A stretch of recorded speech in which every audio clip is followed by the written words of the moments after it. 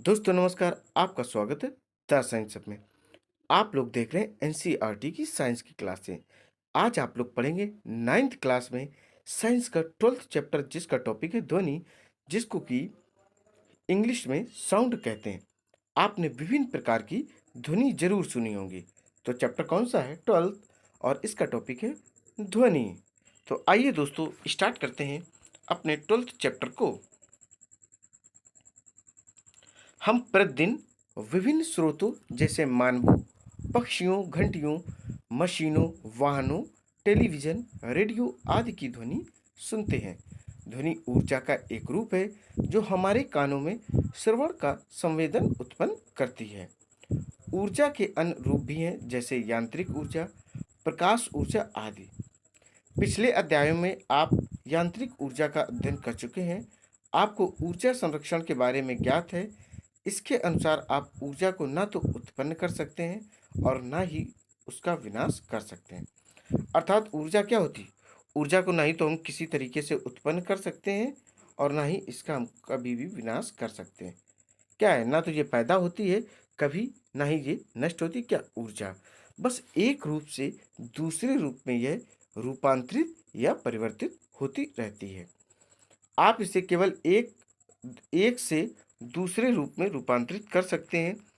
जब आप ताली बजाते हैं तो ध्वनि उत्पन्न होती है। क्या आप ऊर्जा का उपयोग किए बिना ध्वनि उत्पन्न कर सकते हैं? ध्वनि उत्पन्न करने के लिए आपने ऊर्जा के किस रूप का उपयोग किया? इस अध्याय में हम सीखेंगे कि ध्वनि कैसे उत्पन्न होती है और किसी माध्यम में ये किस प्रकार संचरित होकर हमारे कानों द्वारा ग्रहण की जाती है। अब हम लोग पढ़ेंगे ध्वनि का उत्पादन। देखिए, हम लोग विभिन्न प्रकार की ध्वनियाँ सुनते हैं, जैसे वाहनों की, पक्षियों की, जानवरों की। मनुष्य भी विभिन्न प्रकार की ध्वनियाँ निकालता है। तो ये साउंड्स हम सुनते रहते हैं, इनको वेरीफाई कैसे करते हैं, ये किस माध्यम से अपने तक पहुँचते हैं, ये सब के बारे में इस चैप्टर में दोस्तों हम लोग विधिवत जानकारी लेंगे। तो आइए देखते हैं ध्वनि का उत्पादन, और इसके अंतर्गत हम लोग पढ़ेंगे क्रियाकलाप 12.1। क्या पढ़ेंगे? 12.1 पढ़ेंगे। आइए देखते हैं। एक स्वरित्र द्विभुज लीजिए और इसकी किसी भुजा को एक रबड़ के पैड पर मारकर इसे कंपित कराइए। इसे अपने कान के समीप लाइए। क्या आप कोई ध्वनि सुन सकते हैं? कंपमान स्वरित्र द्विभुज की एक भुजा को अपनी अंगुली से स्पर्श कीजिए और अपने अनुभव को अपने मित्रों के साथ दोस्तों बांटिए कि किस तरीके से ध्वनि उत्पन्न हुई और कैसा आपने महसूस किया। अब आप एक टेबल टेनिस या एक छोटी प्लास्टिक की गेंद को एक धागे की सहायता से किसी आधार से लटकाइए और एक लंबी सुई और धागा लीजिए। धागे के एक सिरे पर एक गांठ लगाइए और सुई की सहायता से धागे को गेंद में पिरोइए ताकि गेंद गिरे ना और इसे आराम से आप जिस कार्य के लिए उपयोग करना कर सकें। पहले कंपन ना करते हुए स्वरित्र द्विभुज की एक भुजा से गेंद को स्पर्श कीजिए। फिर कंपन करते हुए स्वरित्र द्विभुज की एक भुजा से गेंद को स्पर्श कीजिए। अभी आपको हम चित्र दिखाएंगे किस तरीके से गेंद वाला प्रैक्टिकल करना है। आप टेंशन ना लीजिए, आगे देखते हैं। देखिए क्या होता है। अपने मित्रों के साथ विचार विमर्श कीजिए और दोनों अवस्थाओं में अंतर की व्याख्या करने का प्रयत्न कीजिए। आइए देखते हैं हम लोग चित्र। ये देखिए चित्र है 12.1। कंपमान स्वरित्र द्विभुज लटकी हुई टेबल टेनिस की गेंद को स्पर्श करते हुए। ये देखिए कंपमान स्वरित्र द्विभुज दिया गया है। ये आपकी गेंद है, टेबल टेनिस की गेंद आप देख पा रहे होंगे, धागा देख पा रहे हैं। इस तरीके से ये प्रैक्टिकल करना है। आइए अब हम लोग देखेंगे क्रियाकलाप 12.2। क्या देखेंगे? 12.2 देखते हैं क्या दिया गया है। एक बीकर या ग्लास को ऊपर तक पानी से भरिए। कंपमान स्वरित्र द्विभुज की एक भुजा को चित्र 12.2 में दर्शाए अनुसार पानी की सतह से स्पर्श कराइए। चलिए आगे देखते हैं। अब चित्र 12.3 में दर्शाए अनुसार कंपान स्वरित्र द्विभुज की दोनों भुजाओं को पानी में डुबोइए।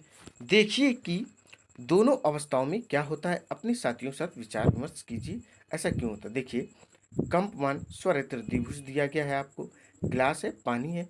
ये चित्र रहा दोस्तों कम्पान स्वरित्र द्विभुज की एक भुजा पानी सतह को स्पर्श करते हुए। ये देखिए पानी, गिलास और कम्पान स्वरित्र द्विभुज। और चित्र जैसा कि हमने 12.3 की चर्चा की थी, ये रहा कम्पान स्वरित्र द्विभुज की दोनों भुजाएं पानी में क्या है, डूबी हुई हैं। ये देखिए दोस्तों, आप लोग देख पा रहे होंगे। उपरोक्त क्रियाकलापों से आप क्या निष्कर्ष निकालते हैं? क्या आप किसी कंपमान वस्तु के बिना ध्वनि उत्पन्न कर सकते हैं? अब तक वर्णित क्रियाकलापों में हमने स्वरित्र द्विभुज से आघात द्वारा ध्वनि उत्पन्न की है। हम विभिन्न वस्तुओं में घर्षण द्वारा खुरचकर, रगड़कर, वायु फूंककर या उनको हिलाकर ध्वनि उत्पन्न कर सकते हैं। इन क्रियाकलापों में हम क्या करते हैं? हम वस्तु को कंपान करते हैं और ध्वनि उत्पन्न करते हैं। कंपन का अर्थ होता है किसी वस्तु का तेजी से बार बार इधर उधर गति करना। कंपन क्या होता है? कंपन करती तो हिलती डुलती है, एक स्थान से इधर उधर हिलती डुलती है। और जैसे आप घंटी बजा रहे हो तो घंटी कैसे बजती? वो भी कंपन से ही बजती है। देखिए, मनुष्य में वाक ध्वनि होती है अर्थात बोलने का। तो उसमें क्या होता है वो आपको हम बताते हैं। उनके वाक तंतुओं के कंपित होने के कारण उत्पन्न होती। जब आप बोलते हैं तो आप अपनी गर्दन पर उंगली रख सकते हैं आराम से और फील कर सकते हैं कि वहाँ पर वाक ध्वनि के कारण कंपन आपके गले में लगातार हो रहा है और फिर ध्वनि उत्पन्न हो रही है। उस ध्वनि को आप सुन रहे हैं और जितने आपके फ्रेंड्स जोन में हैं या जो भी आपके आसपास हैं वो सभी लोग आपकी ध्वनि कायदे से सुन पा रहे हैं। देखिए, जब कोई पक्षी अपने पंख को फड़फड़ाता है तो क्या आप कोई ध्वनि सुनते हैं? क्या आप जानते हैं कि मक्खी भिनभिनाने की ध्वनि कैसे उत्पन्न करती है?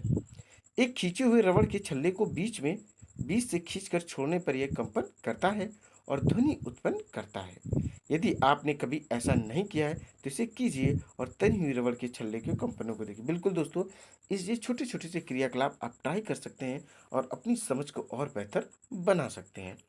आइए अब देखेंगे हम लोग क्रियाकलाप 12.3। क्या देखेंगे? 12.3 देखेंगे।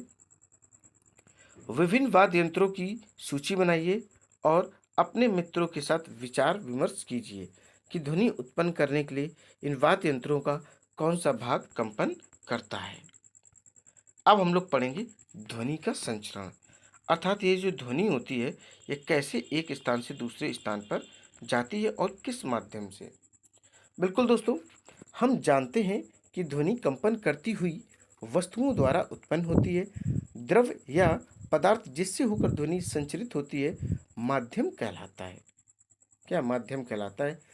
जिस माध्यम से ध्वनि एक स्थान से दूसरे स्थान पर जाती है वो चाहे कैसा भी माध्यम हो, चाहे पदार्थ का हो, चाहे वो लिक्विड हो, चाहे वह गैस हो, चाहे वह सॉलिड हो, सारे के सारे वो मीडियम या माध्यम ही कहलाएंगे। आइए आगे देखते हैं। ये ठोस हो सकते हैं, द्रव हो सकते हैं या क्या हो सकते हैं? गैस भी हो सकता है। स्रोत से उत्पन्न होकर ध्वनि सुनने वाले तक किसी माध्यम से होकर पहुंचती है। जब कोई वस्तु कंपन करती है तो यह अपने चारों ओर विद्यमान माध्यम के कणों को कंपमान कर देती है। ये कण कंपमान वस्तु से हमारे कानों तक स्वयं गति कर नहीं पहुंचते। सबसे पहले कंपमान वस्तु के संपर्क में रहने वाले माध्यम के कण अपनी संतुलित अवस्था से विस्थापित होते हैं। ये अपने समीप के कणों पर एक बल लगाते हैं जिसके फलस्वरूप निकटवर्ती कण अपनी विराम अवस्था से विस्थापित हो जाते हैं। निकटवर्ती कणों को विस्थापित करने के पश्चात प्रारंभिक कण अपनी मूल अवस्था में वापस लौट आते हैं। माध्यम में यह प्रक्रिया तब तक चलती रहती है जब तक कि ध्वनि आपके कानों तक नहीं पहुंच जाती है। माध्यम में ध्वनि द्वारा उत्पन्न, देखिए, ध्वनि द्वारा उत्पन्न विक्षोभ जो कि माध्यम के कण नहीं है, माध्यम से होता हुआ संचरित होता है। तरंग एक विक्षोभ है जो किसी माध्यम से होकर गति करता है और माध्यम के कण निकटवर्ती कणों में गति उत्पन्न करते हैं। ये कण इसी प्रकार की गति अन्य कणों में उत्पन्न करते हैं। माध्यम के कण स्वयं आगे नहीं बढ़ते हैं। लेकिन विक्षोभ आगे बढ़ जाता है। किसी माध्यम में ध्वनि के संचरण के समय ठीक ऐसा ही होता है, इसलिए ध्वनि को तरंग के रूप में जाना जा सकता है। ध्वनि तरंगे माध्यम के कणों की गति द्वारा अभिलक्षित की जाती है और यांत्रिक तरंगे कहलाती हैं। ध्वनि के संचरण के लिए वायु सबसे अधिक सामान्य माध्यम है। जब कोई कंपमान वस्तु आगे की ओर कंपन करती है तो अपने सामने की वायु को धक्का देकर संपीड़ित करती है और इस प्रकार एक उच्च दाब का क्षेत्र उत्पन्न होता है। इस क्षेत्र को संपीड़न कहते हैं। संपीड़न को इंग्लिश में कंप्रेस कहते हैं। संपीड़न मतलब होता है दबाना, प्रेस करना। चित्र 12.5 ये संपीड़न कंपन वस्तु से दूर आगे की ओर गति करता है। जब कंपन वस्तु पीछे की ओर कंपन करती है तो एक निम्न दाब का क्षेत्र उत्पन्न होता है, जिसे व्रिलन या रेयर भी कहते हैं।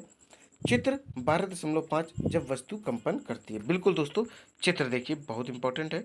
ये देखिए रहा, मार्क लगा देते हैं। ये रहा, कंपन वस्तु किसी माध्यम में संपीड़न तथा विरल श्रेणी की उत्पन्न करती हुई। ये देखिए, देख पा रहे, इस तरीके से ध्वनि उत्पन्न होती हुई आपको प्रतीत हो रही है दोस्तों। अर्थात आगे और पीछे तेजी से गति करती है तो वायु में संपीड़न और विरलन की एक श्रेणी बन जाती है। यही संपीड़न और विरलन ध्वनि तरंग बनाते हैं जो माध्यम से होकर संचरित होती है। संपीड़न उच्च दाब का क्षेत्र है और विरलन निम्न दाब का क्षेत्र है। दाब किसी माध्यम के लिए हुए आयतन में कणों की संख्या से संबंधित है। किसी माध्यम में कणों का अधिक घनत्व अधिक दाब को और कम घनत्व कम दाब को दर्शाता है। इस प्रकार ध्वनि का संचरण घनत्व परिवर्तन के संचरण के रूप में भी देखा जा सकता है। दोस्तों, कुछ क्वेश्चन दिए गए हैं, इनको आप पढ़ें और स्वयं करने की कोशिश करें। अब हम लोग नेक्स्ट टॉपिक पढ़ेंगे। नेक्स्ट हमारा जो टॉपिक है, ध्वनि संचरण के लिए माध्यम की आवश्यकता। एक बात आप लोग दोस्तों समझ लें, अगर ध्वनि को माध्यम नहीं मिलेगा, वो संचरण नहीं कर पाएगी, तो वो ध्वनि आपके कानों तक या मेरे कानों तक या किसी के कानों तक नहीं पहुंच पाएगी। इसलिए ध्वनि के लिए माध्यम की जरूरत होती है। टॉपिक है अपना, ध्वनि संचरण के लिए माध्यम की आवश्यकता। क्या? माध्यम की आवश्यकता। देखिए, ध्वनि एक यांत्रिक तरंग है। क्या होती है? ये एक यांत्रिक तरंग होती और इसके संचरण के लिए, देखिए, संचरण के लिए किसकी क्या क्या आवश्यकता होती है, देखिए दिखाते हैं आपको। वायु, जल, स्टील आदि की आवश्यकता होती और यह निर्वात में होकर नहीं चल सकती। अगर दोस्तों आपसे क्वेश्चन पूछा जाए ध्वनि कहाँ संचरण नहीं कर सकती है, तो वह निर्वात में किसी भी प्रकार का संचरण नहीं कर सकती है। इस बात को आप लोग ध्यान रखिएगा। और कहाँ संचरण कर सकती है, तो वायु में कर सकती, जल में कर सकती, steel. Steel in the sense of all metals. Steel का मतलब यहाँ पे क्या है? सभी धातुओं से मतलब है। आप लोहे की एक पटरी लें और एक साइड कान लगाएं और दूर से कोई उस पर कुछ ठोके तो वो साउंड आपके कान तक पहुंचता है।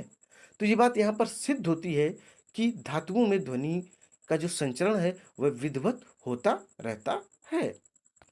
आइए अब नेक्स्ट देखते हैं, इसमें एक प्रयोग देखते हैं।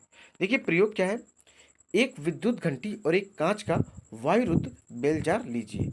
विद्युत घंटी को बेलजार में लटकाइए। बेलजार को चित्र 12.6 की भांति एक निर्वात पंप से जोड़िए। घंटी के स्विच को दबाने पर आप उसकी ध्वनि को सुन सकते हैं। अब निर्वात पंप को चलाइए। जब बेलजार की वायु धीरे धीरे बाहर निकले तो घंटी की ध्वनि धीमी हो जाती। यद्यपि उसमें पहले जैसी ही विद्युत धारा प्रवाहित हो रही है। कुछ समय पश्चात जब बेलजार में बहुत कम वायु रह जाती है तब आपको बहुत धीमी ध्वनि सुनाई पड़ती है। यदि बेलजार की समस्त वायु निकाल दी जाए तो क्या होगा? क्या तब भी आप घंटी की ध्वनि सुन पाएंगे? दोस्तों ये देखिए चित्र 12.6, निर्वात में ध्वनि का संचरण नहीं हो सकता, ये दर्शाने के लिए बेलजार का प्रयोग यहाँ पर दिखाया गया। ये दोस्तों मार्क कर देते हैं। ये देखिए दोस्तों, ये रहा चित्र। ठीक है दोस्तों, अब देखते हैं इसको। निर्वात पंप है और विद्युत घंटी, ये बेलजार है, कार के स्विच है, विद्युत धारा, तो इसमें यह नहीं कर सकती। कुछ दोस्तों क्वेश्चन दिए गए हैं, इनको आप पढ़ें और स्वयं करने की कोशिश करें। अब हम लोग पढ़ेंगे एक अन्य टॉपिक है ध्वनि तरंगे, अनुदैर्घ्य तरंगे। क्या? ध्वनि तरंगे, अनुदैर्घ्य तरंगे, और इसके अंतर्गत हम लोग पढ़ेंगे क्रियाकलाप 12.4। देखिए, एक स्लिंकी लीजिए। क्या लेना है? एक स्लिंकी लीजिए। अब स्लिंकी को चित्र 12.7 ए में दर्शाए अनुसार खींचिए। अपने मित्र की ओर स्लिंकी को एक तीव्र झटका दें। आप क्या देखते हैं? यदि आपने अपने हाथ से स्लिंकी को लगातार आगे पीछे बारी बारी से धक्का देते हुए और खींचते रहें तो आप क्या देखेंगे? देखिए दोस्तों, ये चित्र रहा 12.7 स्लिंकी में अनुदैर्घ्य तरंगे। ठीक है दोस्तों, किस तरीके से दिखाया गया है? ये ए दिया गया है दोस्तों, और ये बी दिया गया है। इसको आप समझ लें किस तरीके से इसको चेक किया जा रहा है स्लिंकी में अनुदैर्घ्य तरंग को। आइए नेक्स्ट देखते हैं। यदि आप स्लिंकी पर एक चिन्ह लगा दें तो आप देखेंगे कि स्लिंकी पर लगा चिन्ह विक्षोभ के संचरण की दिशा के समांतर आगे पीछे गति करता है।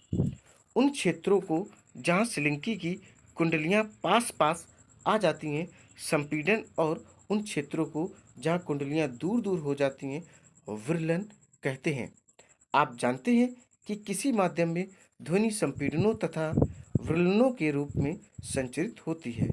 अब आप किसी स्लिंकी में विक्षोभ के संचरण तथा किसी माध्यम में विक्षोभ की तुलना कर सकते हैं। ये तरंगे अनुदैर्घ्य तरंगे कहलाती हैं। इन तरंगों में माध्यम के कणों का विस्थापन विक्षोभ के संचरण की दिशा के समांतर होता है। कण एक स्थान से दूसरे स्थान तक गति नहीं करते, लेकिन अपनी विराम अवस्था से आगे पीछे दोलन करते हैं, और जब ये दोस्तों दोलन करेंगे तो ध्वनि उत्पन्न करेंगे। ठीक इसी प्रकार ध्वनि तरंगे संचरित होती, अतएव ध्वनि तरंगे अनुदैर्घ्य तरंगे होती हैं। ध्यान रखिएगा दोस्तों, बहुत इंपॉर्टेंट है यहाँ पे।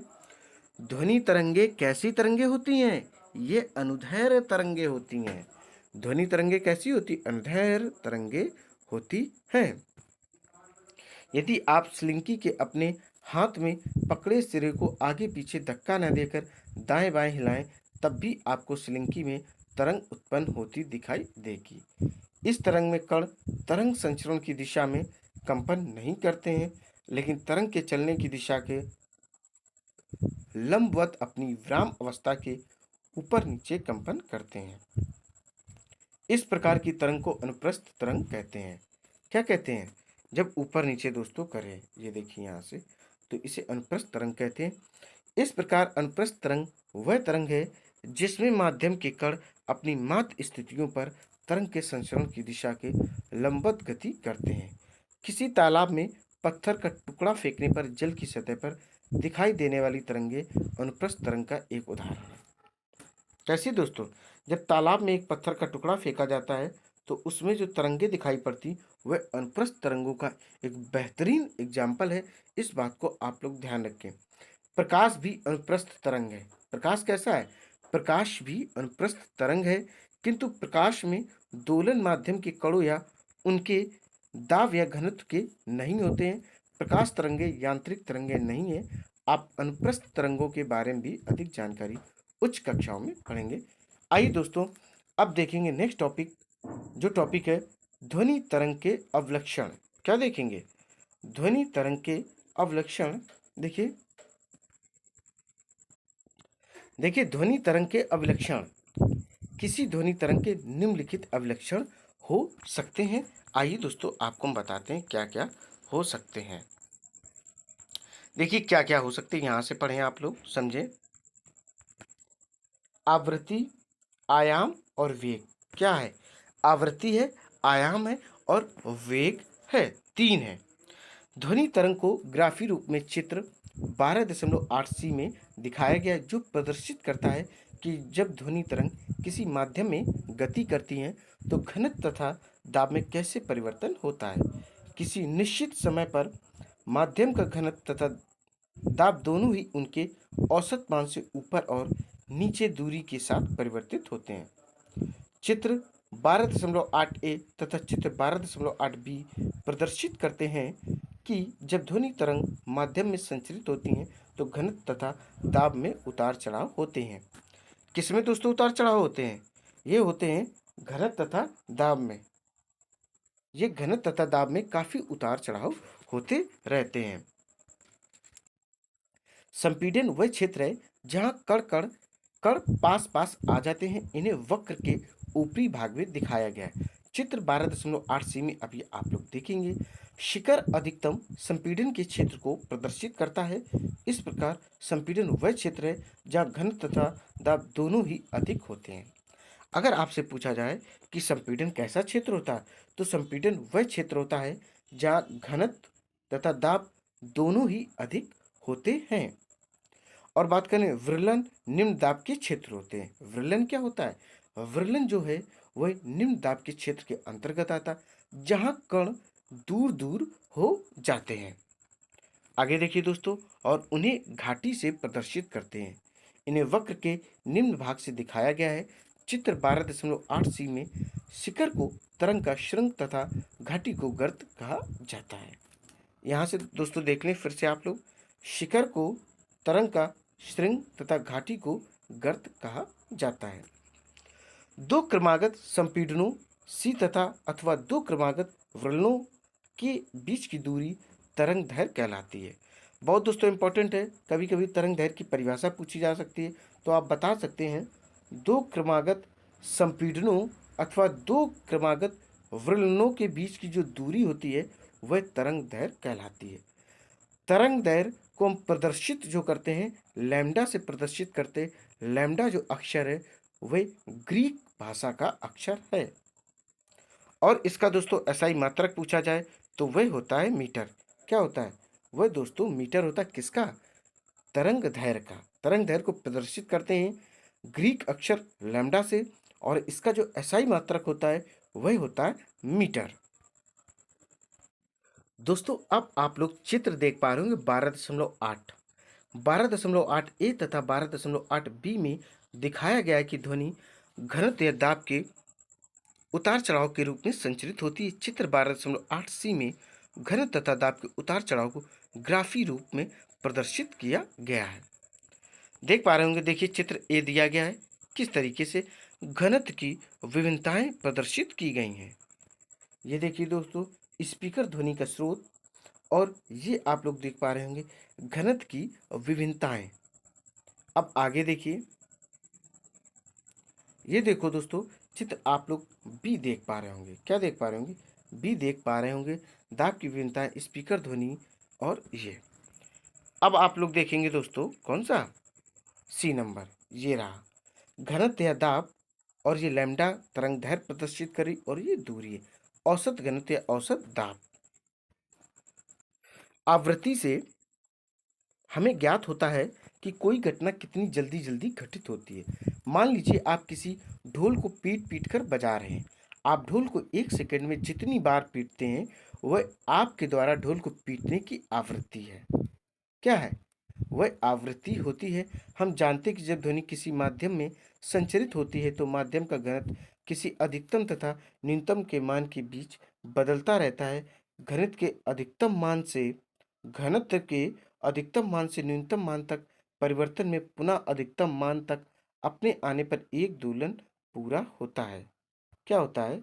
यहाँ से आप देख सकते हैं, इसको समझ सकते हैं। देखिए एकांक समय में इन दोलनों की कुल संख्या ध्वनि की तरंग की आवृत्ति कहलाती है। अगर आवृत्ति की परिभाषा पूछी जाए तो आप बता सकते हैं दोस्तों, एकांक समय में इन दोलनों की कुल संख्या ध्वनि तरंग की आवृत्ति कहलाती है। यदि हम प्रति एकांक समय में अपने पास से गुजरने वाले संपीड़नों तथा वलनों की संख्या की गणना करें तो हमको ध्वनि तरंग की आवृत्ति ज्ञात हो जाएगी। इसे सामान्यतः वी ग्रीक अक्षर न्यू के से प्रदर्शित किया जाता है। इसका जो एसआई मात्रक होता हर्ट्ज होता है। अगर आपसे पूछा जाए जो ध्वनि होती है इसका एसआई मात्रक क्या है? हर्ट्ज होता है, और ग्रीक अक्षर न्यू से इसको प्रदर्शित करते हैं।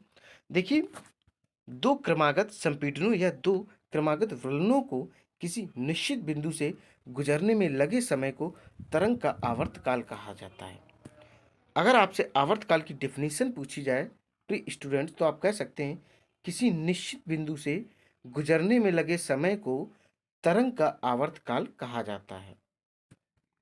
आप कह सकते हैं कि एक संपूर्ण दोलन में लिया गया समय ध्वनि तरंग का आवर्तकाल कहलाता है।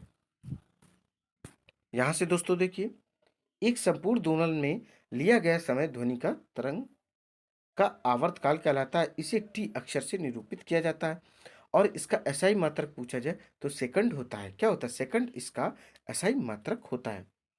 आवृत्ति तथा आवर्तकाल के बीच में अब आपको हम संबंध बताते हैं। तो ये दोस्तों रहा, क्या रहा? ये रहा v इक्वल टू 1/t।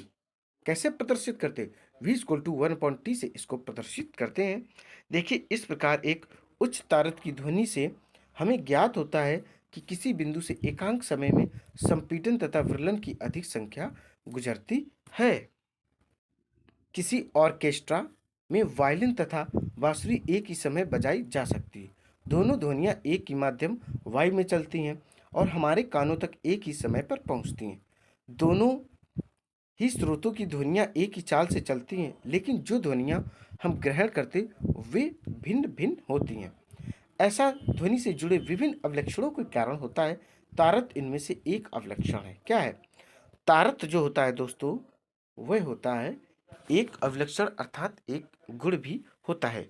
किसी उत्सर्जित ध्वनि की आवृत्ति को मस्तिष्क किस प्रकार अनुभव करता है, उसे तारत कहते हैं। अगर तारत के बारे में पूछा जाए तो आप कह सकते हैं, किसी उत्सर्जित ध्वनि की आवृत्ति को मस्तिष्क किस प्रकार अनुभव करता है, उसे तारत कहते हैं।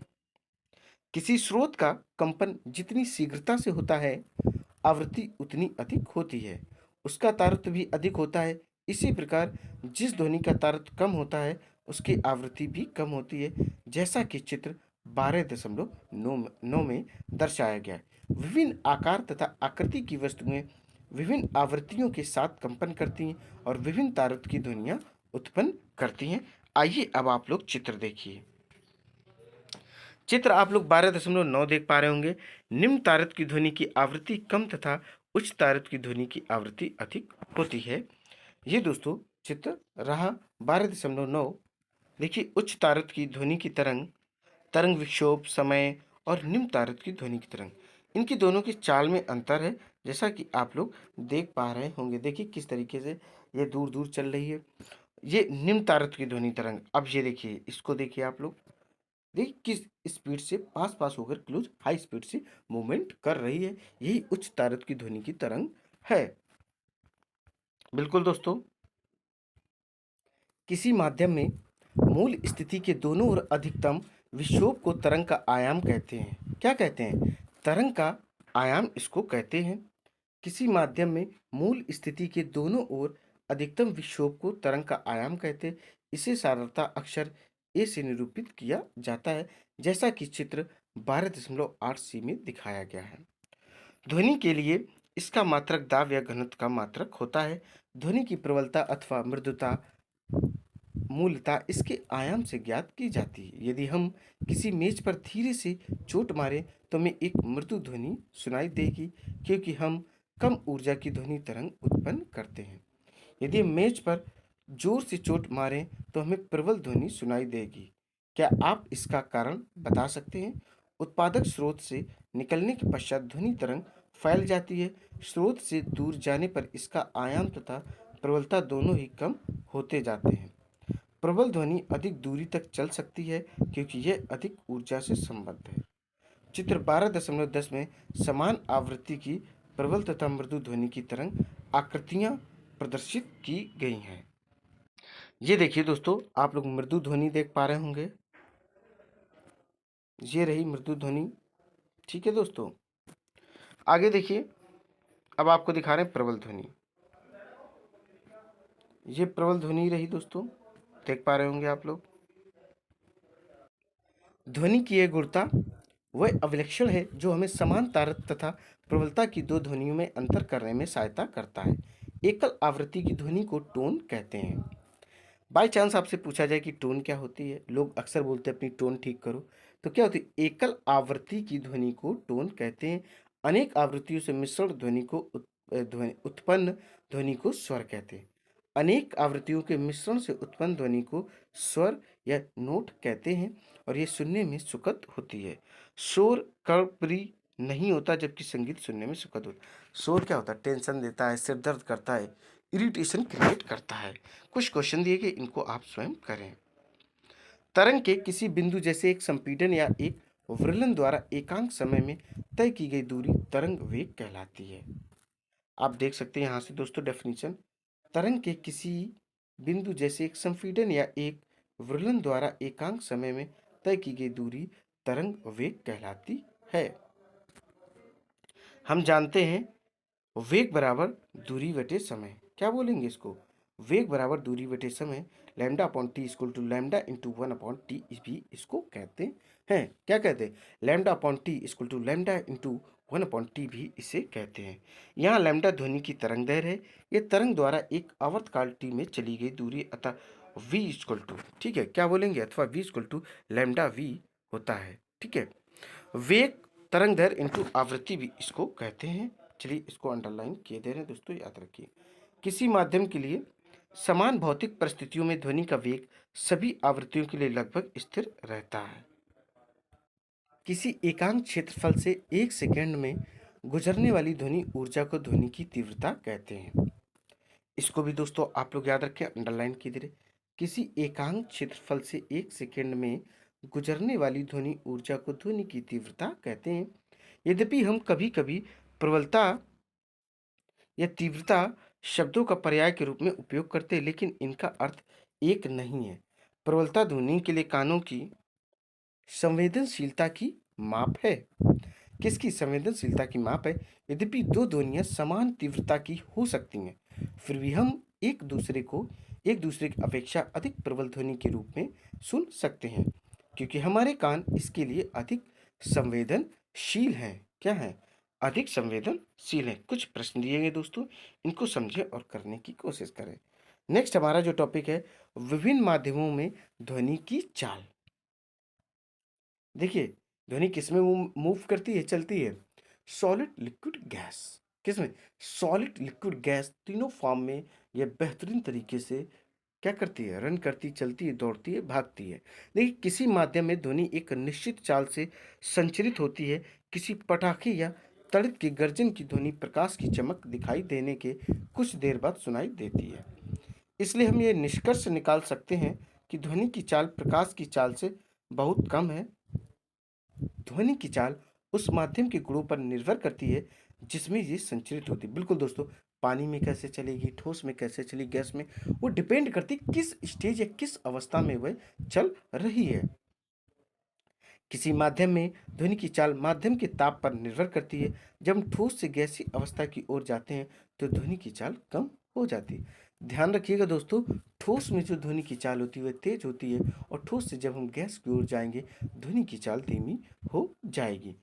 किसी भी माध्यम में ताप बढ़ाने पर ध्वनि की चाल भी बढ़ती। उदाहरण के लिए वायु में ध्वनि की चाल 0 सेल्सियस पर 331 मीटर प्रति सेकेंड होती है।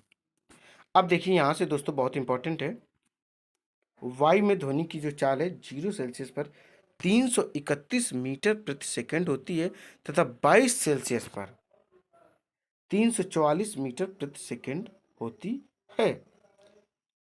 ठीक है दोस्तों, अब एक सारणी दिखाएंगे 12.1 में विभिन्न माध्यमों में एक विशेष ताप पर ध्वनि की चाल को दर्शाया गया। इसे आपको याद रखने की आवश्यकता नहीं, बट देख लीजिए। ये रही दोस्तों टेबल, इसको देखिए। 25 सेल्सियस पर ध्वनि की चाल ठोस, निकल में इतनी दी गई, स्टील में इतनी, लोहा, पीतल, कांच, द्रव देखिए, जल में, समुद्री में, जल आसुत में, इथेनॉल में, मिथेनॉल में, और गैस में जैसे हाइड्रोजन में, हीलियम में, वायु में, ऑक्सीजन में, सल्फर में इत्यादि में। देखिए इसको छोटा करके और दिखा देते, फिर से इसको देख लें कैसे कैसे। जैसे एल्युमिनियम में सबसे अधिक होती है और सबसे कम कांच में होती है, बट ये ठोस की बात हो रही है। द्रव में सबसे ज़्यादा समुद्री में होती है 1531, सबसे कम होती मिथेनॉल में 1103, गैस में हाइड्रोजन में 1284 होती है, सबसे कम सल्फर डाइऑक्साइड में होती है।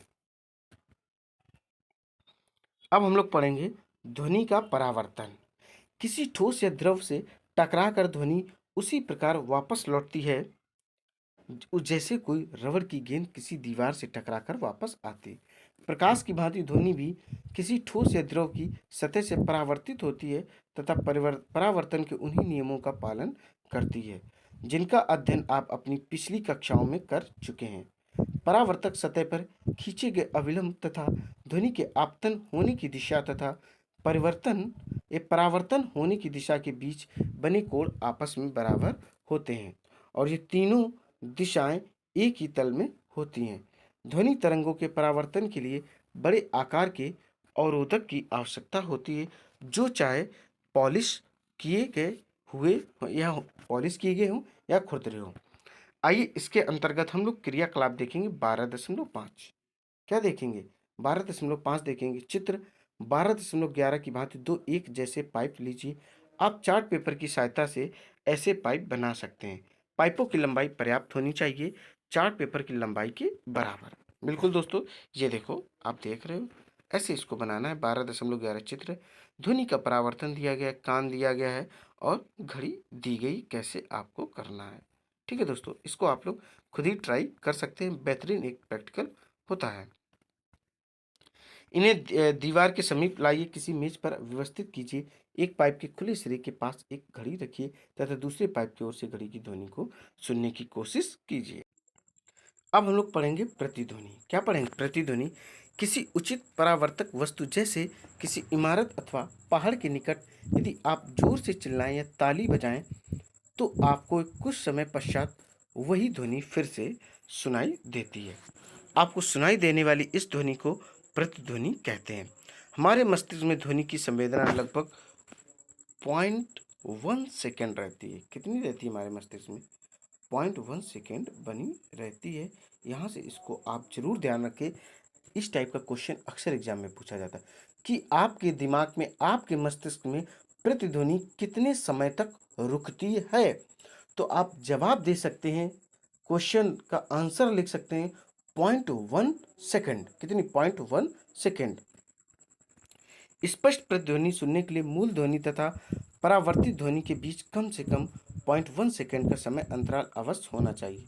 यदि हम किसी दिए हुए ताप जैसे 22 सेल्सियस पर ध्वनि की चाल 344 मीटर प्रति सेकंड मान ले तो ध्वनि को अवरोधक तक जाने तक परावर्तन के पश्चात वापस श्रोता तक 0.1 सेकेंड के पश्चात पहुंचना चाहिए। अतः श्रोता से परावर्तक सतह तक जाने तथा वापस आने में ध्वनि द्वारा तय की गई कुल दूरी कम से कम 344 मीटर प्रति सेकंड इंटू 0.1 सेकेंड होनी चाहिए। तो इसका जो करेक्ट आंसर आ जाएगा, जैसा कि आप लोग देख पा रहे होंगे, 34.4 मीटर हो जाएगा, 34.4 मीटर हो जाएगा।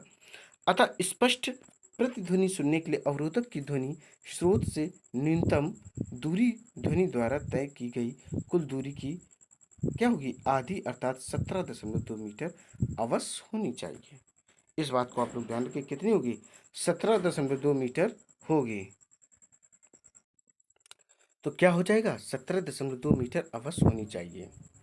आइए फिर से दोस्तों इसको अंडरलाइन कर देते हैं। यहाँ से देखिए, यह दूरी वायु के ताप के साथ बदल जाती है क्योंकि ताप के साथ ध्वनि की वेग में भी परिवर्तन हो जाता है। ध्वनि बारंबार परावर्तन के कारण हमें एक से अधिक प्रतिध्वनियां भी सुनाई दे सकती हैं। बादलों की गड़गड़ाहट की ध्वनि कई परावर्तक पृष्ठों जैसे बादलों तथा भूमि से बारंबार परावर्तन के फलस्वरूप उत्पन्न होती हैं।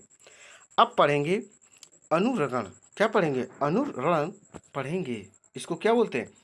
अनुरणन इसको बोलते हैं। देखिए, समझे ये क्या है दोस्तों? किसी बड़े हॉल में उत्पन्न होने वाली ध्वनि दीवारों से बारंबार परावर्तन के कारण काफी समय तक बनी रहती है जब तक कि ये इतनी कम ना हो जाए, ये सुनाई ही ना पड़े।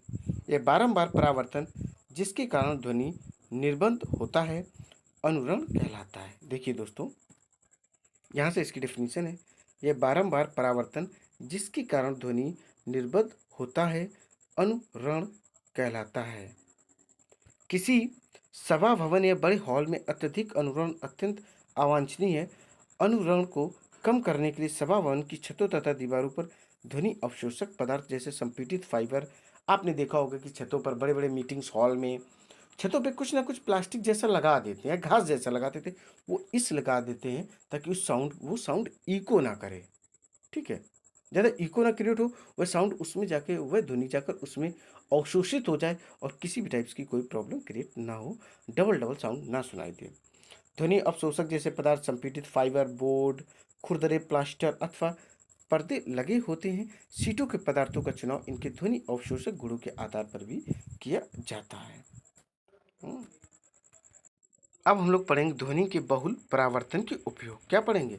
ध्वनि के बहुल परावर्तन के उपयोग मेगाफोन या लाउड स्पीकर, हॉर्न, तूर तथा शहनाई जैसे वाद्य यंत्र सभी इस प्रकार बनाए जाते हैं कि ध्वनि सभी दिशाओं में फैले बिना केवल एक विशेष दिशा में ही जाती है। जैसा कि चित्र 12.12 में दर्शाया गया। ये देखिए, कृत्रिम मेगाफोन का उपयोग करके चिल्ला रहे हैं। ये देखिए बर्फ वाला हॉर्न है, जैसा कि आप लोग देख पा रहे हैं। इन यंत्रों से एक नली आगे का खुला भाग शंक्वाकार होता है। इस स्रोत से उत्पन्न होने वाली ध्वनि तरंगों को बार बार परावर्तित श्रोताओं की ओर आगे की दिशा में भेज देता है। दोस्तों, इसका मतलब है आपने लाउड स्पीकर सुने होंगे, देखे होंगे। लाउड स्पीकर सभी ने देखा होगा, आगे वाला हिस्सा खुला होता है, पीछे वाला सकरा होता है। बस सब उससे आवाज़ क्या है, जब फैलती है आती सकरे से और जब निकलती तो बड़े रास्ते से तो फैल जाती है। अब देखिए, स्टेथोस्कोप एक चिकित्सा यंत्र है। क्या है? चिकित्सा यंत्र है जिससे हार्ट बीट वगैरह चेक की जाती, जो शरीर के अंदर मुख्यतः हृदय तथा फेफड़ों में उत्पन्न होने वाली ध्वनि को सुनने में काम आता है। स्टेथोस्कोप में रोगी के हृदय की धड़कन की ध्वनि बार बार परावर्तन के कारण डॉक्टरों के कानों तक पहुंचती है। 1 मिनट में दिल कितनी बार धड़कता है दोस्तों? 72 बार। कितनी बार? 72 टाइम्स 1 मिनट में। और 1 मिनट में हम लोग सांस कितनी बार लेते? 12 से 15 बार। और जितनी जी हम ब्यौरा आपको दे रहे हैं वह एडल्ट पर्सन के बारे में दे रहे हैं, वो भी विरामा अवस्था में, अर्थात रेस्ट पोजीशन की ये सब सारी की सारी कंडीशन आपको हम बता रहे हैं। अब देखेंगे चित्र 12.13। ये देखिए किस तरीके से स्टेथोस्कोप का यूज करके डॉक्टर एक बच्चे की दिल की धड़कन के बारे में जानकारी लेने की कोशिश कर रहे हैं। कंसर्ट हॉल, जिसको कंसर्ट हॉल कहते हैं, इसे काउंसलिंग हॉल भी कह सकते हैं। सम्मेलन कक्षा, जिसे मीटिंग हॉल कहते हैं। सिनेमा हॉल, जहां आप लोग पिक्चर देखते हैं, की छतें वक्राकार बनाई जाती हैं जिससे कि परावर्तन के पश्चात ध्वनि हॉल के सभी भागों में पहुंच जाए, जैसा कि चित्र 12.14 में दर्शाया गया। कभी कभी वक्राकार ध्वनि पट्टों को मंच के पीछे रख दिया जाता है जिससे कि ध्वनि पट्ट से परावर्तन के पश्चात समान रूप से पूरे हॉल में फैल जाए। चित्र 12.15। ये देखिए इस तरीके से छतें बनाई जाती हैं। आप लोग इस चित्र को ध्यान से देखें। और आप सभी लोग पिक्चर देखने गए होंगे तो आपने ये चीज़ें जरूर देखी होंगी। अब नेक्स्ट टाइम जाइएगा तो इसको जरूर चेक कीजिएगा। अब हम लोग देखेंगे श्रव्यता का परिसर। हम सभी आवृत्ति की ध्वनि को नहीं सुन सकते हैं। जितने भी साउंड होते हैं हम सभी को नहीं सुन पाते हैं। जो मनुष्यों के लिए है वह जो रेंज होता है, देखिए कितना होता है, 20 हर्ट्ज से 20,000 हर्ट्ज तक। क्या है? 20 हर्ट्ज से 20,000 हर्ट्ज तक। और ध्वनि का जो एसआई यूनिट्स होता है वह हर्ट्ज से ही ध्वनि नापी जाती है, ठीक है। 1 हर्ट्ज से 1 साइकिल पर सेकंड तक। देखिए क्या होता है, 5 वर्ष से कम आयु के बच्चे तथा कुछ जंतु जैसे कुत्ते 25 किलो हर्ट्ज तक की ध्वनि सुन सकते हैं। ध्यान रखिएगा, 5 वर्ष से जिस बच्चे की एज कम है या कोई डॉगी है तो वह 25 किलो हर्ट्ज तक की ध्वनि सुन सकते हैं। इसका मतलब है कीड़े मकोड़े छोटे मोटे की आवाज़ भी बच्चे सुन सकते हैं। हम्म जो जो जो व्यक्तियों की आयु बढ़ती जाती है उनके कान उच्च आवृत्तियों के लिए कम सुग्राही होते जाते हैं। 20 हर्ट्ज से कम आवृत्ति की ध्वनि को अवश्रव कहते हैं। देखिए बड़ा इंपॉर्टेंट है, अगर आपसे पूछा जाए अवश्रव ध्वनि किसे कहते हैं तो जो 20 हर्ट्ज से कम आवृत्ति की ध्वनियाँ होती हैं उनको अवश्रव ध्वनि कहते हैं। यदि हम अवश्रव की ध्वनि को सुन पाते तो हम किसी लोलक के कंपनों को उसी प्रकार सुन सकते हैं जैसे कि हम किसी मक्खी के पंखों के कंपन की सुन पाते हैं। राइनोसेरस जो गैंडा होता है 5 हर्ट्ज तक की आवृत्ति को अवस्रव ध्वनि करके संपर्क स्थापित करता है। ध्यान रखिएगा, राइनोसेरस गैंडा होता है, ये 5 हर्ट्ज तक की आवृत्ति वाली ध्वनि सुन सकता है। व्हेल तथा हाथी अवस्रव ध्वनि परिसर की ध्वनियाँ उत्पन्न करते हैं। व्हेल तथा हाथी ये इतनी उत्पन्न करते हैं। ये देखा गया है कि कुछ जंतु भूकंप से पहले परेशान हो जाते हैं और भूकंप मुख्य मुख्य प्रघाती तरंगों से पहले निम्न आवृत्ति की अवशब्द ध्वनि उत्पन्न करते हैं, जो संभवतः जंतुओं को सावधान कर देती है। 20 किलोहर्ट्ज से अधिक आवृत्ति की ध्वनि को पराश्रव ध्वनि कहते हैं। क्या कहते हैं इनको? पराश्रव ध्वनि कहते हैं।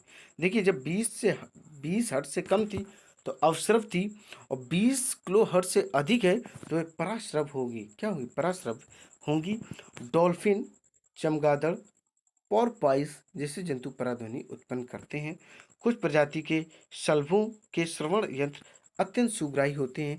ये शलभ चमगादड़ों द्वारा उत्पन्न उच्च आवृत्ति की चींची की ध्वनि को सुन सकते हैं। उन्हें अपने आसपास उड़ते हुए चमगादड़ के बारे में जानकारी मिल जाती है और इस प्रकार स्वयं को पकड़े जाने से बचा पाते हैं। चूहे भी पराध्वनि उत्पन्न करके कुछ खेल खेलते हैं। अब हम लोग देखेंगे पराध्वनि के प्रयोग। किसके देखेंगे दोस्तों? अब हम लोग देखेंगे पराध्वनि के प्रयोग। देखिए, पराध्वनि उच्च आवृत्ति की तरंगे हैं। पराध्वनियाँ अवरोधों की उपस्थिति में भी एक निश्चित पथ पर गमन कर सकती हैं। उद्योगों तथा चिकित्सा के क्षेत्र में पराध्वनि को विस्तृत रूप से उपयोग किया जाता है। पराध्वनियाँ प्रायः उन भागों को साफ करने में उपयोग की जाती हैं जिन तक पहुंचना कठिन होता है, जैसे सर्पिलाकार नली। ठीक है, बता दें पराध्वनि का उपयोग। सर्पिलाकार नली, विषम आकार के पुर्जे, इलेक्ट्रॉनिक अवयव आदि। जिन वस्तुओं को साफ करना होता है उन्हें साफ करने वाले मार्जिन विलयन में रखते हैं और इस विलयन में पराध्वनि तरंगे भेजी जाती हैं। उच्च आवृत्ति के कारण धूल, चिकनाई तथा गंदगी के कण अलग होकर नीचे गिर जाते हैं। इस प्रकार वस्तु पूर्णतः साफ हो जाती है। पराध्वनि का उपयोग धातु के ब्लॉकों, पिंडों में दरारों तथा अन्य दोषों का पता लगाने के लिए किया जा सकता है। धात्विक घटकों को प्रायः बड़े बड़े भवनों, पुलों, मशीनों तथा वैज्ञानिक उपकरणों को बनाने के लिए उपयोग में लाया जाता है। धातु के ब्लॉकों में विद्यमान दरार या छिद्र जो बाहर से दिखाई नहीं देते, भवन या पुल की संरचना की मजबूती को कम कर देते हैं। पराध्वनि तरंगे धातु के ब्लॉक से गुजारी जाती हैं और प्रेषित तरंगों का पता लगाने के लिए संसूचकों का उपयोग किया जाता है। यदि थोड़ा सा भी दोष होता है तो पराध्वनि तरंगे परावर्तित हो जाती हैं, जो दोष की उपस्थिति को दर्शाता है। चित्र 12.16 ये देखिए, दोष, पराध्वनि, संसूचक और धातु का ब्लॉक। 12.16 पराध्वनि धातु के ब्लॉक में दोषयुक्त स्थान से परावर्तित हो जाती हैं। साधारण ध्वनि जिसकी तरंग दैर्घ्य अधिक होती है, दोषयुक्त स्थान के कोणों से मुड़कर संसूचक तक पहुंच जाती हैं। इसलिए इस ध्वनि का उपयोग कार्य के लिए नहीं किया जा सकता है। पराध्वनि तरंगों को हृदय के विभिन्न भागों से परावर्तित कराकर हृदय का प्रतिबिंब बनाया जाता है। इस तकनीक को इलेक्ट्रोकार्डियोग्राफ कहते हैं। क्या कहते हैं? ध्यान रखिएगा, इसको इलेक्ट्रोकार्डियोग्राफ कहते हैं। पराध्वनि संसूचक एक ऐसा यंत्र है जो पराध्वनि तरंगों का उपयोग करके मानव शरीर के आंतरिक अंगों का प्रतिबिंब प्राप्त करने के लिए काम में लाया जाता है। इस संसूचक से रोगी के अंगों जैसे किसमें यूज होता है, देखिए आपको बता दें। यकृत, पित्ताशय, गर्भाशय, गुर्दे आदि का प्रतिबिंब प्राप्त किया जा सकता है। ये संसूचक को शरीर की असमानताएं जैसे पित्ताशय तथा गुर्दे में पथरी तथा विभिन्न अंगों में अर्बुद या ट्यूमर, क्या बोलते हैं इसको दोस्तों? अर्बुद या ट्यूमर बोलते हैं। देखिए, इसी ट्यूमर और अर्बुद की वजह से दोस्तों कैंसर होने की संभावना रहती है। यहाँ पे आप इतना समझ लो कैंसर कैसे होता है। जब कोशिकाएं अनियंत्रित रूप से वृद्धि करती हैं, अर्थात वो लगातार बढ़ती रहें, उन पर कोई नियंत्रण ना रहे, तो कुछ समय बाद वह कैंसर का रूप धारण कर लेती हैं।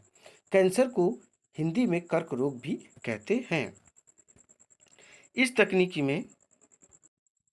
तकनीकी में पराध्वनि में तरंगे शरीर के ऊतकों में गमन करती तथा उस स्थान से परावर्तित हो जाती जहां ऊतक के घनत्व में परिवर्तन होता है। इसके पश्चात इन तरंगों को विद्युत संकेतों में परिवर्तित किया जाता है, जिससे कि उस अंग का प्रतिबिंब बना लिया जाए। इन प्रतिबिंबों को मॉनिटर पर प्रदर्शित किया जाता है या फिल्म पर मुद्रित कर लिया जाता है। इस तकनीक को अल्ट्रासोनोग्राफी कहते हैं। क्या कहते हैं? अल्ट्रासोनोग्राफी इसको कहते हैं। अल्ट्रासोनोग्राफी का उपयोग गर्भकाल में भ्रूण की जांच तथा उसके जन्मजात दोषों तथा उसकी वृद्धि की अनियमितताओं का पता लगाने में किया जाता है। पराध्वनि का उपयोग गुर्दे की छोटी पथरी को बारीक कणों में तोड़ने के लिए भी किया जा सकता है। ये कण बाद में मूत्र के साथ बाहर निकल जाते हैं। दोस्तों अब हम लोग पढ़ेंगे सोनार। सोनार शब्द है, इसका फुल फॉर्म आप समझे, साउंड नेविगेशन एंड रेंजिंग से बना है। सोनार का फुल फॉर्म अगर आपसे पूछा जाए तो आप कह सकते हैं साउंड नेविगेशन एंड रेंजिंग। क्या बोलते हैं? रेंजिंग इसको कहते हैं।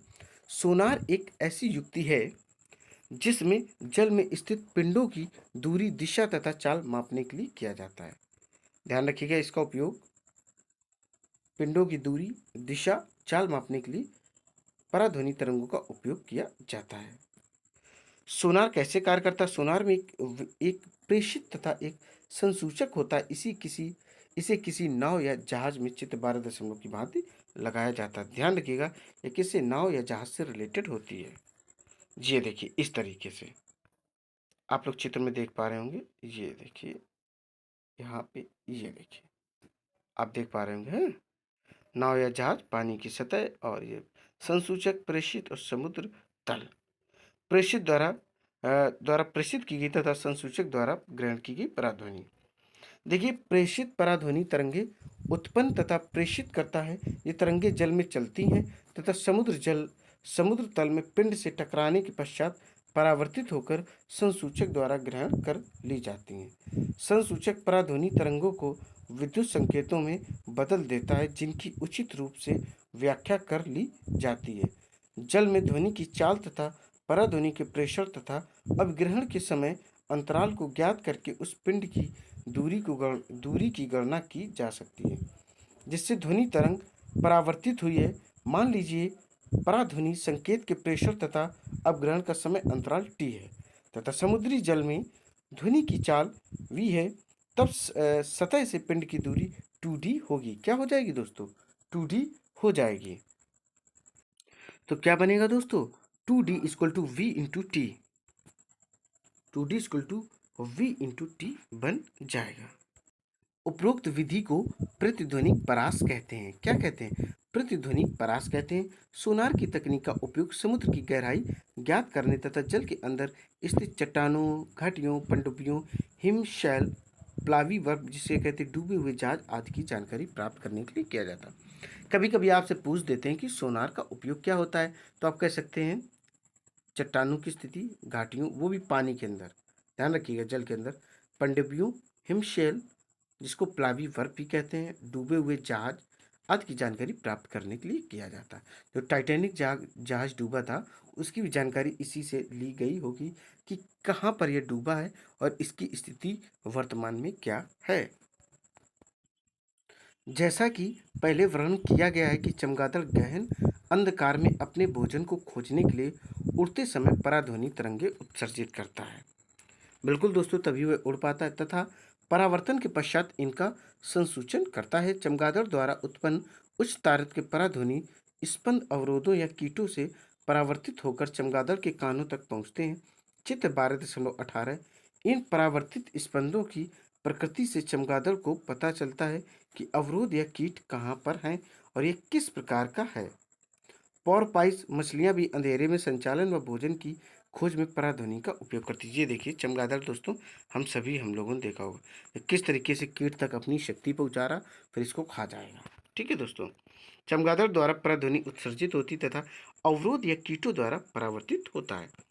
अब हम लोग देखें मानव कण की संरचना, अर्थात दोस्तों कानों की। सभी के पास कान है ना दोस्तों, इन कान के माध्यम से ही सुनते हो ना। कान क्या करता है कि एक भूमिका निभाता है, फिर ध्वनि को पतला करके अंदर तक, पर्दे तक पहुंचाता है। पर्दे में जाकर वे टकराती, जब कंपन उत्पन्न करती, उसके बाद हमें पता चलता है क्या मैसेज है। देखिए हम कैसे सुनते हैं। हम एक अति संवेदी युक्ति, जिसे कान या कर्ण कहते हैं की सहायता से सुन पाते हैं। ये श्रवणीय आवृत्तियों द्वारा वायु में होने वाले दाब परिवर्तनों को विद्युत संकेतों में बदलता है, जो श्रवण तंत्रिका से होते हुए मस्तिष्क तक पहुंचते हैं। मानव के कान द्वारा सुनने की प्रक्रिया के पक्ष में हम यहाँ चर्चा करेंगे।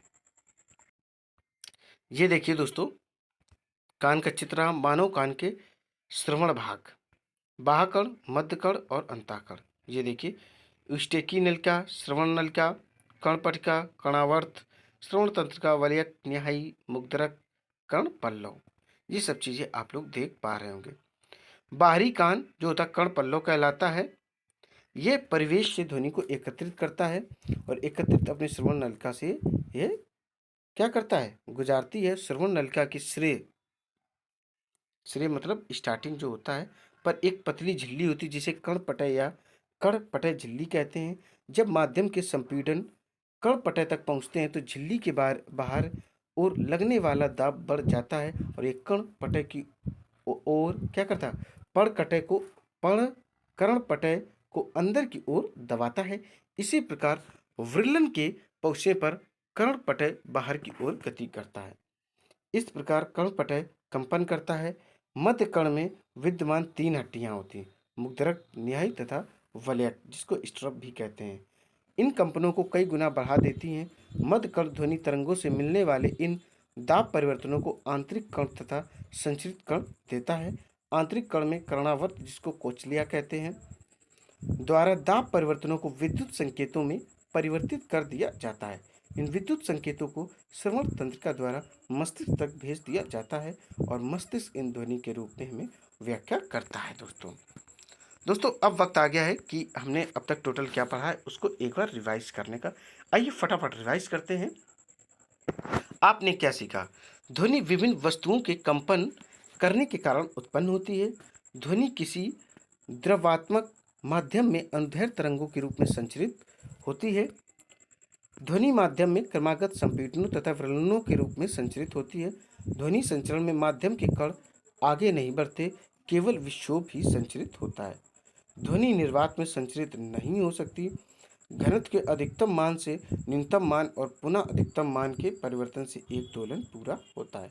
वह न्यूनतम दूरी जिस पर किसी माध्यम का घनत्व या दाब आवर्ती रूप में अपने मान की पुनरावृत्ति करता है, ध्वनि की तरंग दर लैम्डा कहलाती है।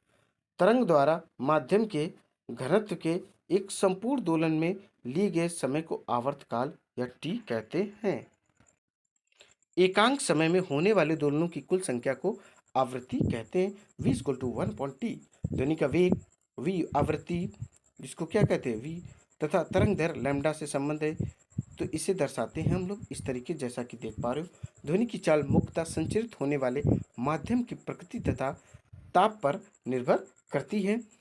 ध्वनि के परावर्तन के नियम के अनुसार ध्वनि के आपतन होने की दिशा तथा परावर्तन होने की दिशा परावर्तक सतह पर खींचे गए अविलंब से समान कोण बनाते हैं और ये तीनों एक ही तल में होते हैं। स्पष्ट प्रतिध्वनि सुनने के लिए मूल ध्वनि तथा परावर्तित ध्वनि के बीच कम से कम 0.1 सेकंड का समय अंतराल अवश्य होना चाहिए। किसी सभागार में ध्वनि निर्बंध बारंबार परावर्तनों के कारण होता है और इसे अनुरण कहते हैं। ध्वनि के अवलक्षण जैसे तारत, प्रबलता तथा गुणता संगत तरंगों के गुणों द्वारा निर्धारित होते हैं। प्रबलता ध्वनि की तीव्रता के लिए कानों की शारीरिक अनुक्रिया है। किसी एकांक क्षेत्रफल से एक सेकंड में गुजरने वाली ध्वनि ऊर्जा को ध्वनि की तीव्रता कहते हैं। मानवों में ध्वनि की श्रव्यता की आवृत्तियों का औसत परास 20 हर्ट्ज से 20,000 हर्ट्ज तक होता है। श्रव्यता के परास से कम आवृत्तियों की ध्वनि को अवश्रव ध्वनि कहते हैं, अर्थात 20 हर्ट्ज से कम को। और श्रव्यता के परास से अधिक आवृत्ति की ध्वनि को पराध्वनि कहते हैं, जो कि 20,000 हर्ट्ज से ऊपर हो। पराध्वनि के चिकित्सा तथा प्रौद्योगिक क्षेत्रों में अनेक उपयोग है। सोनार की तकनीक का उपयोग समुद्र की गहराई ज्ञात करने तथा जल के नीचे छिपी चट्टानों, घाटियों, पनडुब्बियों, हिमशैल, डूबे हुए जहाजों आदि का पता लगाने के लिए किया जाता है। दोस्तों यह चैप्टर यहीं पर कंप्लीट होता है। उम्मीद है यह चैप्टर आपको बेहद पसंद आया हो। इसी तरीके की एनसीईआरटी की सारी क्लासें आपको 12 तक मिलेंगी। आपको करना क्या है, इस क्लास को अधिक से अधिक लाइक करना और शेयर करना है। और दोस्तों क्या करना, मेरे चैनल को सब्सक्राइब करना है। दोस्तों जय हिंद, जय भारत।